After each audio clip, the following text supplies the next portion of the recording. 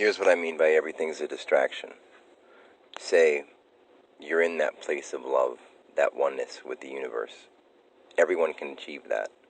Everyone can achieve that. No doubt about it. Everyone can achieve the highest state of ascension. I'm here to show them how. But let's say you're at the highest state of ascension, and someone comes out and offers you a cup of coffee, which is a great gesture. You come back to but you can be a very loving human being, walking through life, repeating to yourself, I love everything the way it is, I love everything the way it is, I love everything the way it is. And the next person can go by you with his music blaring and look at you and be like, what are you looking at, motherfucker? And you're like, I love that the way it is, but I don't like the way it was. And if I could talk to that person and say, hey man, I love you the way you are, and I could explain to you what you could be when you truly fall in love with what we are. So let's go back to that cup of coffee. A good gesture. So then I go in, I go back to playing the role of the son, which doesn't mean that I'm not the son. I am the son. My mom offers me a cup of coffee. I go in and have a cup of coffee. A minute ago, I was standing out with my feet on the earth, looking to the sun, feeling the warmth. Or say I was out, I go outside a lot and I stand in the snow. I love it. I love to stand in the snow on my bare feet. It brings me to life. So, in fact, I'm going to do it in a minute here, but I'm recording inside my truck because it's quieter and I don't want all the background noise. So, let's say go back to that cup of coffee. You're at that highest state of love and peace and everything in joy. That scientists are starting to discover and all this kind of stuff. Because, you know what? They're putting words to things. Everything is a distraction because the word science is a distraction from the universal love, that oneness piece of that feeling of absolute love for being here and being alive. Sadhguru explaining all these mysticisms and all the, Shiva and yoga and the practices that people take and all these kind of things. Those are all distractions. If you feel that piece of oneness and love and don't need anything, you don't need anything. No word needs to be said if you're at that place of oneness and love.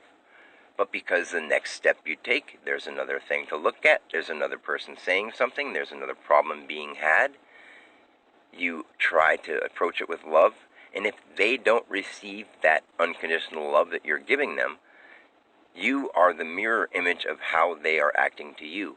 And that's how I am to people.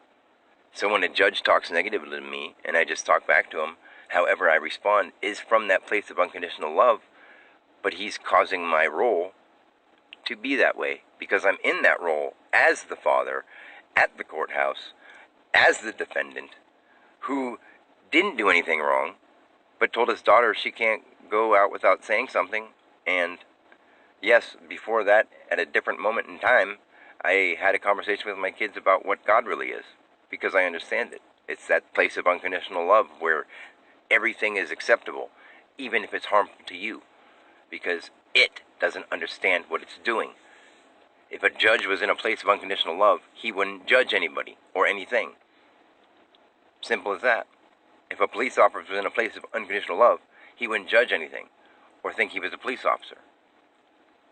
If a criminal was in a place of unconditional love, they would no longer be a criminal. They would change their ways, and they would love. If everyone came from a place of unconditional love, they wouldn't be everyone. They would be love. Unconditional. So, everything is a distraction, because you turn on the TV, boop, there's something else taking your mind into another tailspin. Not unconditional love. You can be watching it for unconditional love, because once you're there and you try to help others, they are going to do nothing but judge you. That's what this whole thing is about. That's what this lesson is to me, that I'm going to be judged, and I have to stand up for what is right. And that's what I'm doing. And I have to. And they're going to make fun of me. Even my mom and dad probably won't agree with me saying, I'm not going to fill out any papers. I'm just going to go there and say, I love you unconditionally and do with me what you do. I would never harm any of you. I love my children to death. And just because they don't want to see me because they want to play violent video games and play on TikTok, because yes, those are options, but those aren't unconditional love. I'm unconditional love. I don't like the way things are affecting my children, and my ex is being, point A being made, my ex hates me. And I'm coming at her from a place of unconditional love. But all I can do is mirror what she's projecting onto my role. I'm defending myself as Dan to her. But really I'm coming from a place of unconditional love, being Dan, defending myself.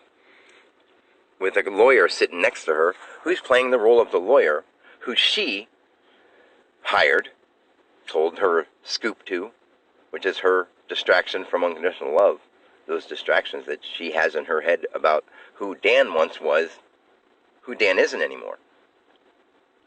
And because I'm talking in the third person, doesn't make me crazy. I'm trying to explain it in words so people understand it. A crazy person wouldn't be able to do this. So here's her and her lawyer, and here's a judge over here, another distraction. Every moment of our lives have been a distraction, because if they didn't come from a place of unconditional love, they changed you, and they altered you, and they took you away from that state. That's the state you go to. And when you feel that feeling of unconditional love, not only do you not need anything, you can do and experience anything you put your mind to. Because your mind is the universe, so you can do anything in the universe when you become that. But you have to get to that ascended point. Some amazing things happen the longer you stay there, but the more you get pulled back out by another distraction, the farther you are away from it. And the more you let go of your quote-unquote faith or your belief in God or whatever you want to call it, when you get away from that unconditional love, everything is a distraction but that. Even the word unconditional love, if you try to explain it too much, is a distraction from what it really is.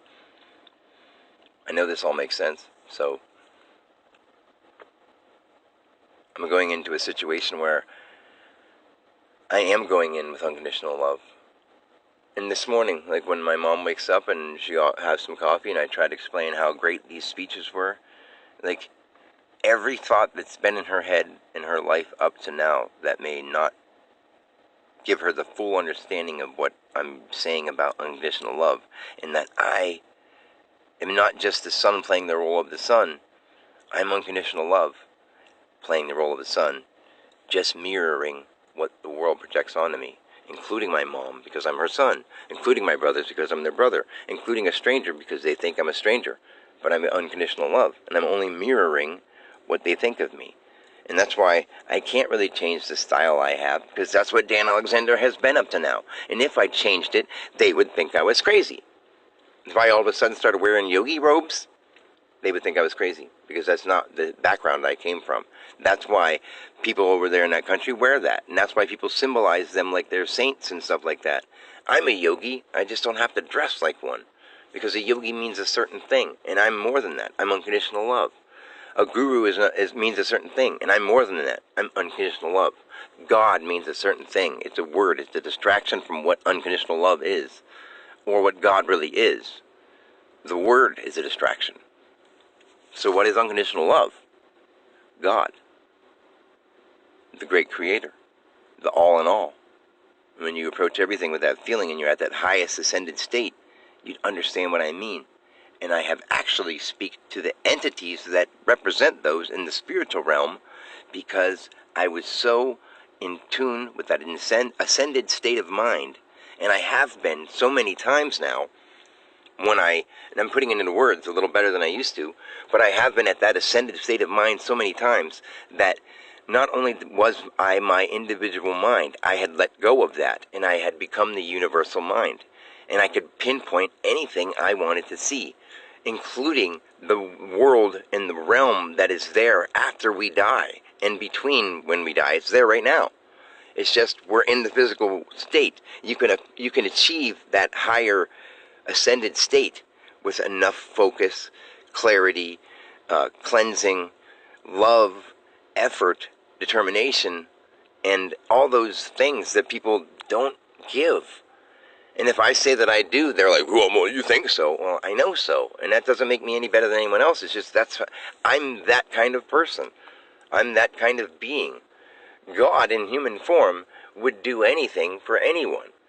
But when I go with them and I get distracted by I'm Dan being a guy in these clothes going up to this person who doesn't know me or thinks that I'm crazy or is trying to represent this girl who they are all their names and their statuses, but they're more than that. And when they die, they'll understand what I mean by unconditional love. We're all just experiencing it. And they maybe didn't pick their role, but they're creating it every step they take. And so am I. But I'm coming from unconditional love, so all I can do is go from where Dan Alexander was when he became enlightened and straighten that out, no matter what it takes, and no matter what I say to anybody that they disagree with, including judges or law enforcement or government, or the biggest name you can say in the world. It isn't the biggest name you can say in the world. It's just a piece of unconditional love that was distracted that many times and thinks that it's that, and thinks that it's more important than others. That's it. That's what everything that's going on is, from the smallest snowflake to the biggest thing. It's a molecule of expression, and it's a experience in the physical world. And we're the people who have spirits, along with everything else that is some form of spirit, but it may not have the intense consciousness that we do, because we're a more compact version of it. We're a machine relating consciousness, and it's beautiful. So, think about that for a while and meditate on that. True love is awesome.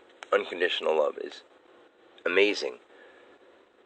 Learn it and share it with everybody and everything. And don't stop doing it.